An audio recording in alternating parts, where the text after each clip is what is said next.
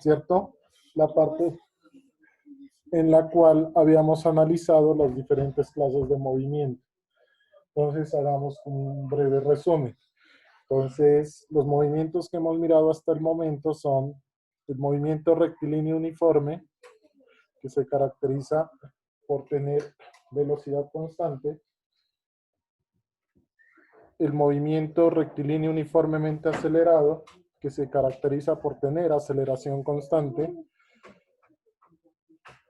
De ahí miramos la aplicación del movimiento rectilíneo uniformemente acelerado al eje y a eso lo llamamos caída libre, ¿cierto? Luego lo que hicimos fue unir los dos ejes para hablar de un movimiento en el plano. Y en el plano hablamos del movimiento parabólico y del movimiento circular. Hasta ahí vamos, ¿ok? Lo último que vimos fue el movimiento circular, que de hecho les voy a compartir la pantalla.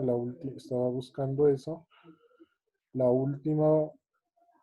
último que había hecho era sobre el movimiento circular. Entonces, ¿ahí está mirando mi pantalla? No, creo. No. No, profe.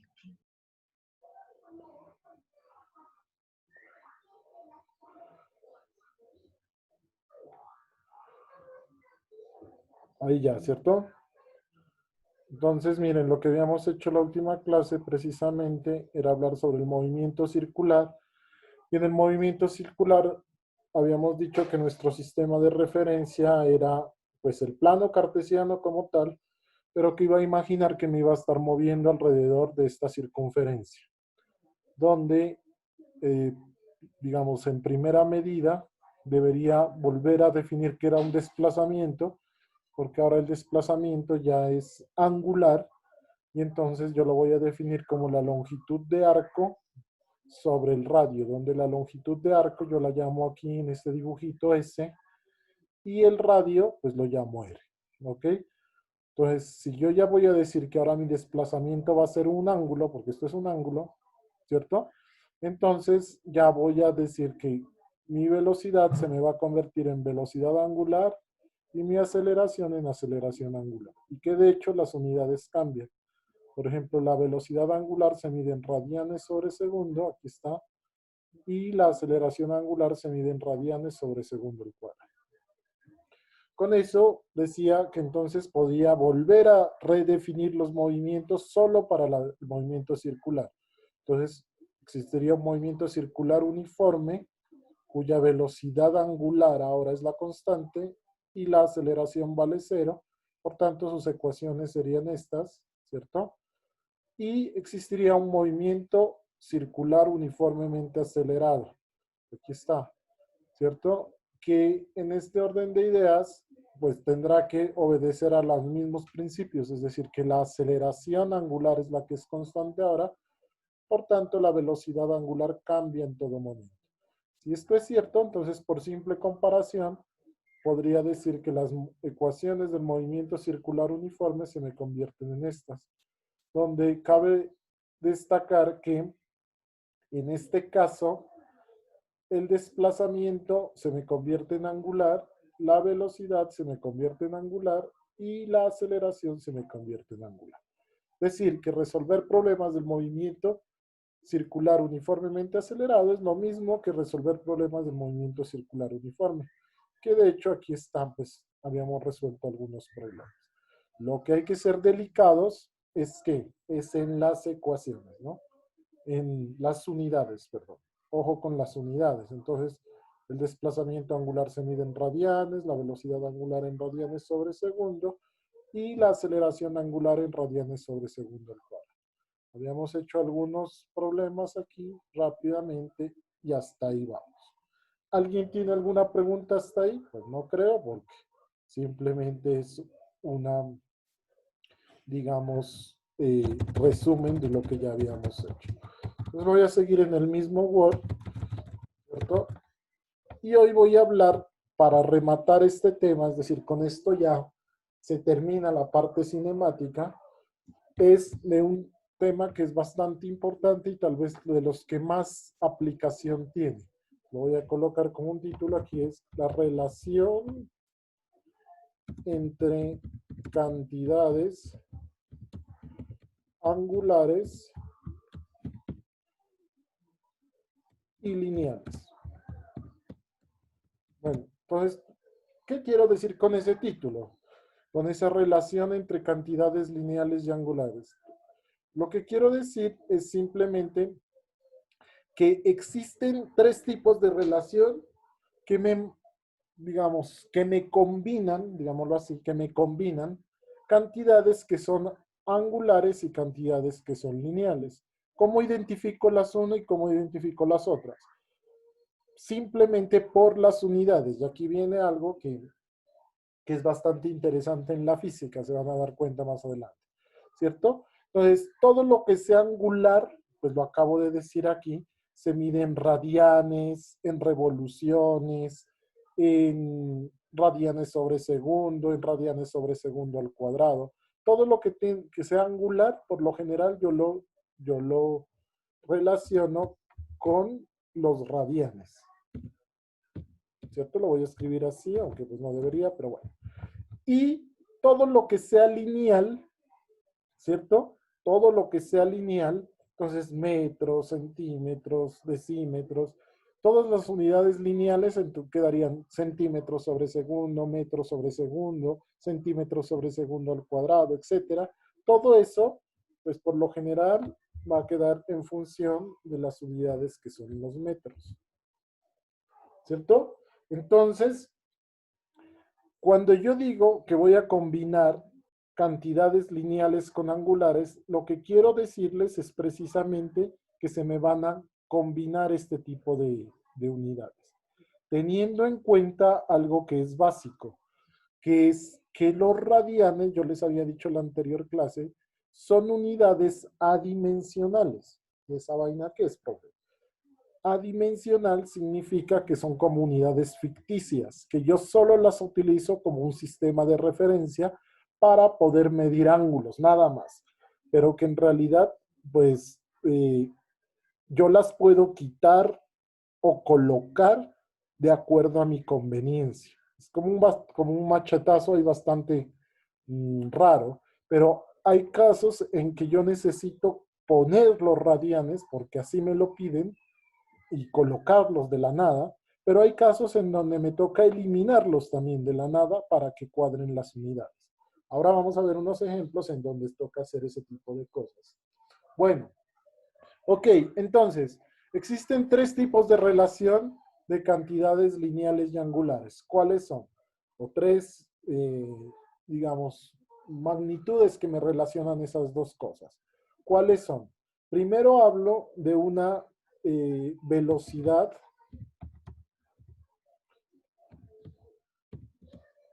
tangencial, ¿cierto? La primera, digamos, en magnitud que me relaciona cantidades lineales con angulares.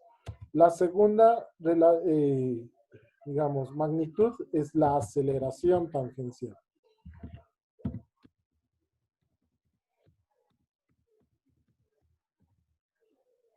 Y la tercera es la aceleración, pero de tipo radial. O también tiene otros nombres, ¿no? Voy a colocarlos aquí. Esa aceleración radial toma muchísimos nombres. Es la misma aceleración central, también se la puede encontrar así en algunos libros, o es la misma aceleración centrípeta, o es la misma aceleración centrífuga. Incluso en algunos libros también se la encuentra como la aceleración normal. Así se llama. O sea, todos esos nombres toma esa aceleración. Puede ser aceleración radial, central, centrípeta, centrífuga, aceleración normal. Es decir, todos esos nombres toma esa aceleración. Nosotros aquí, pues para no complicarnos, La vamos a llamar de una sola manera, que es la aceleración radial. Pero, profe, hay una diferencia grande entre centrípeta y centrífuga. Claro, la centrípeta es la que apunta hacia el centro y la centrífuga es la que trata de sacarme de la circunferencia. Pero en relación se definen de la misma manera, es decir, lo único que cambiarían es la dirección de la aceleración, pero digamos, conceptualmente se definen de la misma manera. ¿Claro hasta ahí, chicos? Sí, ¿no? Pues no he dicho nada. ¿Está ahí claro o no? Mara, ¿me entiendes? ¿Está ahí o no? Sí, profe, está claro. Sí, listo, bien. Ok, entonces vamos a ver esos tres conceptos, nada más. Vamos a ver esos tres conceptos bien sencillitos. ¿Cuáles? Entonces, el primer concepto es el concepto de velocidad tangencial. Entonces, lo copio aquí y voy a colocarlo acá. Velocidad tangencial. Esa velocidad tangencial, entonces, yo voy a decir que es, bueno, primero, ¿qué entienden ustedes por una tangente? ¿Qué sería una tangente para ustedes? ¿O qué es una recta tangente? ¿Quién me puede ayudar? ¿Qué es una tangente? Chicos, no todos, uno solo. ¿Qué es una tangente? Sebastián, ¿estás por ahí, Sebastián? Sí, profe, una tangente es una recta que pasa por un único punto por fuera de la circunferencia, o sea, Que toca ¿cómo lo un solo explico? punto, Eso, ¿cierto? eso, profe. Muchas gracias, Sí, Sebastián. Eso, entonces la velocidad tangencial pues tiene que ver con eso. Entonces es la velocidad que, por ejemplo, si yo me imagino que este es mi sistema de referencia XY, porque de ahí parto todo, ¿cierto? E imagino que mi, digámoslo así, que mi trayectoria es esa, más o menos, ¿cierto? Esa es mi trayectoria circular ahí, ¿cierto? Entonces, me imagino es lo siguiente, me imagino es que quiero analizar, por ejemplo, yo ya sé cómo es la velocidad angular, es decir, qué tan rápido da vueltas, ya la definimos esa. Pero quiero analizar la velocidad en un punto de la trayectoria, por decir algo, en este puntico de aquí exacto, ¿cierto? En ese punto exacto de la trayectoria. Entonces, en ese punto exacto, yo necesito imaginarme que la velocidad va a ser tangente a la trayectoria y por eso se llama velocidad tangencial. Es decir, lo que me imagino, por ejemplo, en este punto, es que va a haber una velocidad de esta manera. Así, tal cual. ¿Cierto? Y esa velocidad solo va a tocar un punto de la trayectoria. Y a esa velocidad, a esta velocidad, o a este vector velocidad que tengo aquí, es lo que yo lo voy a llamar la velocidad tangencial. Velocidad tangencial. Pero ¿cómo se define? Entonces, lo primero es que yo debo partir del hecho de que yo conozco la definición de el desplazamiento angular. Entonces, yo les había dicho, la anterior clase, voy a insertar aquí una ecuación, que el desplazamiento angular teta, ¿cómo se definía? ¿Quién me lo recuerda? O sea, que era igual teta. El desplazamiento angular teta, que era igual. Chicos, El delta de la velocidad angular por el delta de tiempo. teta es igual, ¿cierto? El desplazamiento angular es igual a la longitud de arco, les había dicho yo, a S sobre el radio, sobre R, donde S es la longitud de arco y R pues es el radio. ¿Sí recuerdan o no? Sí, ¿no? De aquí yo podría decir entonces lo siguiente, miren. De dónde yo podría despejar S. Entonces, S sería igual a ¿qué? En este caso, a teta por R. O sea, si yo despejo la longitud de arco S me quedaría así, que es igual a teta por R. Ajá, ¿y eso para qué me sirve, profe? Entonces, de aquí voy a partir, o de este hecho voy a partir. Si esto es cierto, entonces, imaginemos esto, miren. ¿Qué es ese? Ese es qué tanto me muevo en esta longitud de arco. A eso le llamábamos ese. Esa es la longitud de arco, que es teta. Teta es el ángulo que queda inscrito dentro de esa longitud de arco. Y que es R es el radio. Entonces, lo que yo digo es lo siguiente. ¿Qué pasa si yo ahora hago un incremento de S? ¿Qué es un incremento? Es decir, si hago variar S. ¿Qué significa hacer variar S? Significa coger un S o más grande o un S más pequeño. Entonces imagínense en esto.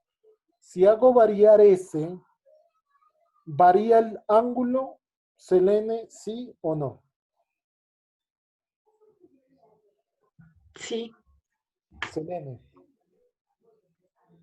sí, ¿Varía el ángulo? variaría el ángulo. Claro, variaría el ángulo. Entre más grande sea ese, pues más ángulo tengo. Y entre más pequeño, menos ángulo. ¿Cierto? Entonces, insertar símbolo, varía el ángulo. Selene, ¿varía el radio, sí o no? ¿El radio? El radio. No, el radio no variaría. El radio no, pues ¿por qué? Pues porque el radio es constante. No importa qué ángulo coja o qué longitud de arco coja, el radio siempre va a ser una constante. Muy bien. O sea que si yo hago una variación de ese, varía el ángulo, pero no varía el radio. Entiendo hasta ahí todo. Listo, ¿y qué con eso? ¿A mí qué me importa? Con eso, la idea es la siguiente. ¿Qué pasa si yo ahora hago variar ese ángulo, ¿cierto? Yo hago variar ese ángulo, ese ángulo o esa longitud de arco, si la hago variar, pero en un determinado tiempo. ¿Cómo así? Es decir, si yo esto, más bien lo hago acá abajo, ¿cierto? Si yo esto lo hago variar, pero en el tiempo, es decir, si divido entre el tiempo, quiere decir eso, ¿no? Lo hago variar en el tiempo. Entonces, si yo en este caso tengo una variación, pero de tiempo, entonces algo como así. Delta S sobre delta tiempo, ¿cierto? Delta tiempo.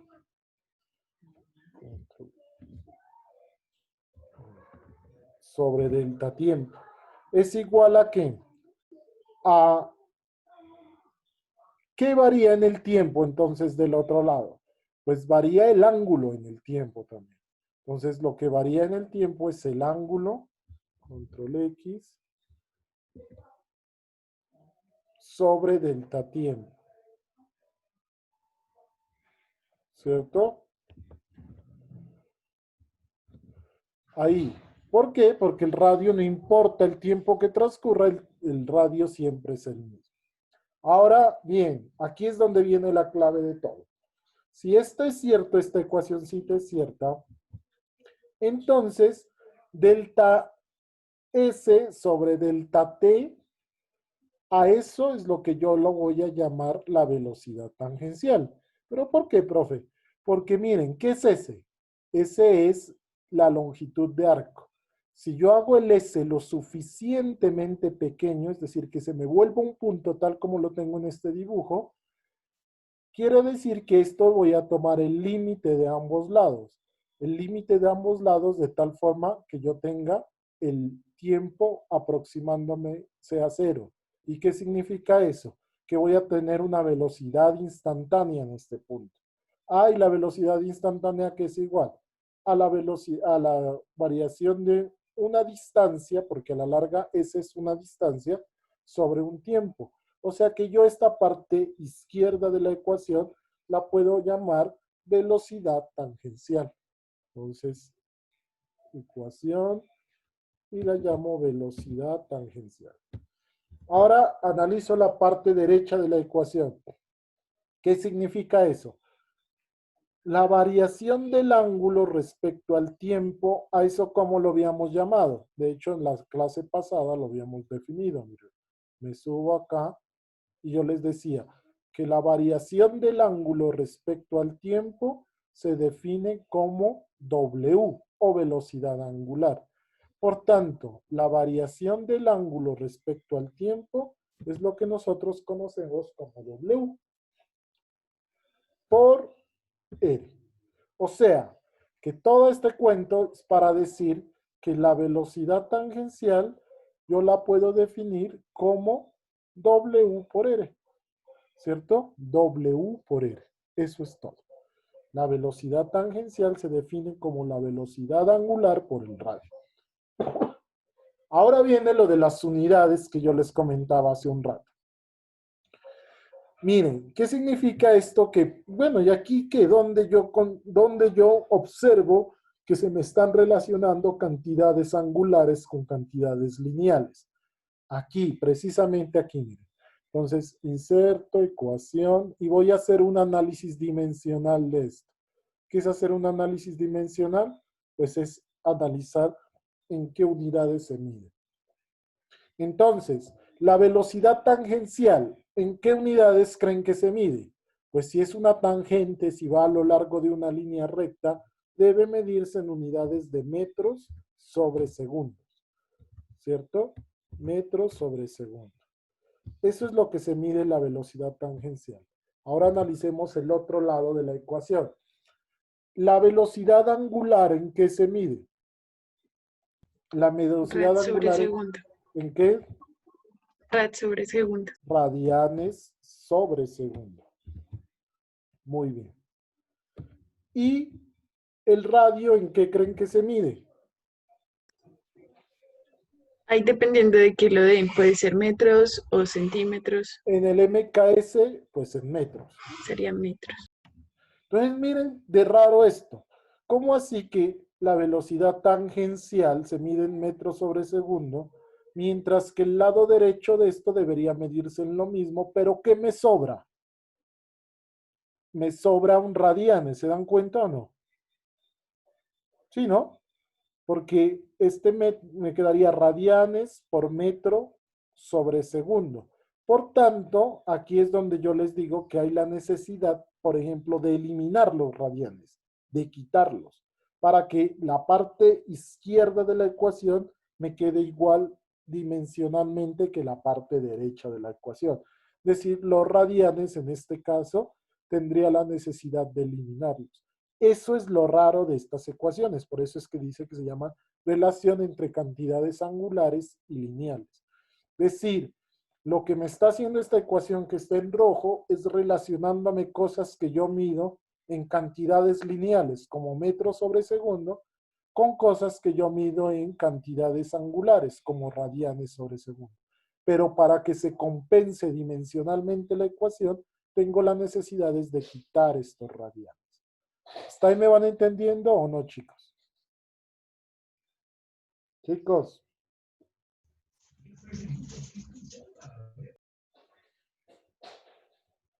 Chicos, Sí, profe, hasta ahí está claro y entendible.